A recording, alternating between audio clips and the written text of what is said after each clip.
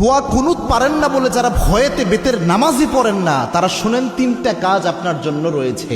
এই তিনটা কাজ করলে বেতের নামাজের পরিপূর্ণ সওয়াব আপনি পেয়ে যাবেন। সুবহানাল্লাহি বিহামদিহি। ইসলাম যে কত সহজভাবে আপনাকে সমাধান দিয়েছে কল্পনা করতে পারবেন না। এই যে বেতের নামাজে যে দোয়া কুনুতটা আমরা পড়ি, এটা কিন্তু অনেকের মুখস্থ হয় না, যার কারণে অনেক বড় দেখে অনেকে বেতের নামাজই পড়ে না যে আমি দোয়া কুনুত পারি না, আমি কী বা পড়বো। অথবা অনেকে এমন রয়েছে বেতের নামাজে দাঁড়িয়ে দোয়া কুনুতের সময় চুপ করে থাকে, একটা শব্দ করে না, এরকম আছে অনেকে। তো এরকম কোনোটাই মাধ্যমেই আপনার কিন্তু দোয়া কুনুতের যে হক এটা আদায় হচ্ছে না। এবং বেতের নামাজ এটা কিন্তু ওয়াজিব একটি নামাজ, এই নামাজকে আপনি ইচ্ছা করে ছেড়ে দিতে পারবেন না, এবং ওয়াজিব সবসময় চাইলে আপনি তরক করতে পারবেন না। এই জন্য বেতের নামাজ গুরুত্বপূর্ণ।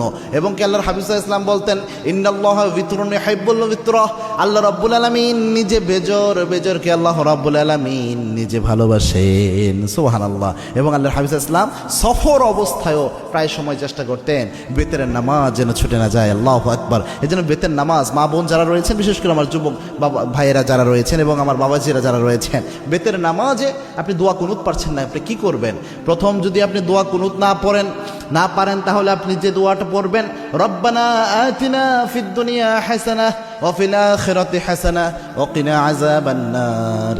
এই যে আয়াতের একটা অংশ, একটা দোয়া আল্লাহ রাব্বুল আলামিন দিয়েছেন, এই দোয়াটা আপনি প্রথম পড়ার চেষ্টা করবেন। বেতের যে সময়টা এই দোয়া পড়বেন, রব্বানা আতিনা ফিদ দুনিয়া হাসানাহ ওয়া ফিল আখিরাতি হাসানাহ ওয়া কিনা আযাবান নার। এটা পারলেন না ধরেন আপনি, তখন আপনি কি পড়বেন? আল্লাহুম্মা গফিরলি, আল্লাহুম্মা গফিরলি, আল্লাহুম্মা গফিরলি। এটা বারবার আপনি পড়তে থাকবেন, তাহলেও দেখবেন ইনশাআল্লাহ বেতরের হক আদায় হবে। 3 নাম্বার হচ্ছে আপনি পড়বেন আস্তাগফিরুল্লাহ, আস্তাগফিরুল্লাহ, আস্তাগফিরুল্লাহ। 3টার যে কোনো একটা যদি আপনি পড়েন, আশা করা যায় ইনশাআল্লাহ বেতরের হক সাময়িকভাবে আদায় হবে। তবে এটা এই সময় পর্যন্ত, যতদিন পর্যন্ত আপনার মুখস্থ না হয়।